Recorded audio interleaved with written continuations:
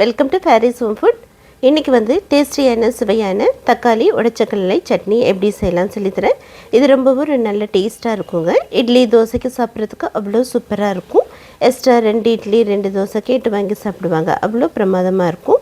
வாங்க இந்த டேஸ்டியான சிம்பிளான தக்காளி உடைச்சக்கடலை சட்னி எப்படி செய்யலாம்னு சொல்லித்தரேன். வீடியோக்குள்ளே போய் பார்க்கலாம். வீடியோக்குள்ளே போய் பார்க்குறதுக்கு முன்னாடி நம்மளுடைய சேனல் ஃபேரிஸ் ஹோம் ஃபுட் சேனலில் சப்ஸ்கிரைப் பண்ணாதவங்க சப்ஸ்கிரைப் பண்ணிக்கோங்க. தேங்க்யூ. தக்காளி உடைச்சக்கடலை சட்னி பண்ணுறதுக்கு பெரிய வெங்காயம் ஒன்று நறுக்கிக்கோங்க. ஒரு பெரிய தக்காளியும் கட் பண்ணிக்கோங்க. 5-6 பச்சை மிளகாவை இந்த மாதிரி கட் பண்ணிக்கோங்க. அடுத்து 1/4 கப் வடிச்சக்கடலை, 5 பல்லு பூண்டு எடுத்துக்கோங்க. அவ்வளோதான். இப்போ இதெல்லாம் ஒரு பக்கம் இருக்கட்டும். இது வதக்கி நம்ம அரைக்கணும். இப்போ பேன் வச்சுக்கலாம்.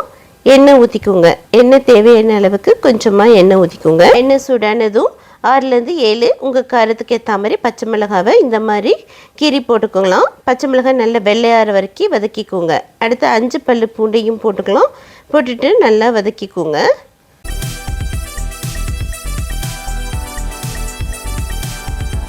பச்சை மிளகாய் நல்லா வதங்கினதும் பெரிய வெங்காயம் ஒரு வெங்காயம் போட்டுக்கோங்க. வெங்காயமும் போட்டுட்டு நல்லா வதக்கிக்கோங்க. வெங்காயத்தோட பச்சை வாசனை போய் கண்ணாடி பதம் வர வரைக்கும் நல்லா வதக்கிக்கோங்க. அவ்வளோதான். வெங்காயம் நல்லா வதங்கியாச்சு. இப்போ பழுத்த தக்காளியாக ஒரு தக்காளி போட்டுக்கோங்க. தக்காளி நல்லா சாஃப்டாகிற வரைக்கும் வதக்கிக்கோங்க. இப்போ கடைசியாக 1/4 கப் அளவுக்கு உடைச்சக்கடலை போட்டுக்கலாம். உடைச்சக்கல்லையும் போட்டுட்டு நல்லா வதக்கிக்கலாம். இப்போ தேவையான அளவுக்கு கொஞ்சமாக உப்பு போட்டுக்கோங்க. உப்பும் போட்டுட்டு நல்லா வெங்காயம் தக்காளி உடைச்சக்கடலை எல்லாம் ஒரு 2-3 நிமிஷம் நல்லா வதக்கிக்கோங்க. அவ்வளோதாங்க. நல்லா வதக்கியாச்சு. இப்போ நல்லா ஆற வச்சுக்கோங்க. ஆற வச்சுட்டு மிக்ஸி ஜாரில் போட்டு அரைச்சிக்கோங்க. சூடோடு அரைக்க வேண்டாம். இப்போ வாங்க இதுக்கு ஒரு தாளிப்பு தாளிச்சிக்கலாம். பேன் வச்சுக்கோங்க. எண்ணெய் ஊற்றிக்கோங்க. எண்ணெய் சூடானதும் 1/4 டீஸ்பூன் உளுத்தம்பருப்பு போட்டுக்கலாம். கொஞ்சமாக கடுகு போட்டுக்கோங்க.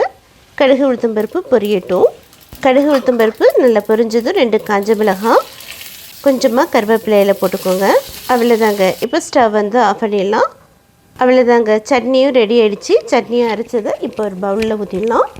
பவுலில் ஊற்றிட்டு உங்களுக்கு தேவையான அளவுக்கு தண்ணி திக்காவோ தண்ணியாவோ ஊற்றிக்கலாம். உங்களுக்கு ஏற்ற தண்ணியை நீங்கள் ஊற்றிக்கோங்க. தண்ணியை ஊற்றிட்டு நல்லா மிக்ஸ் பண்ணி விட்டுக்கோங்க.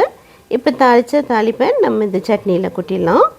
அவ்வளோதாங்க. சூப்பரான சட்னி ரெடி ஆகிடுச்சிங்க. ரொம்ப நல்ல ஒரு டேஸ்ட்டாக இருக்குங்க.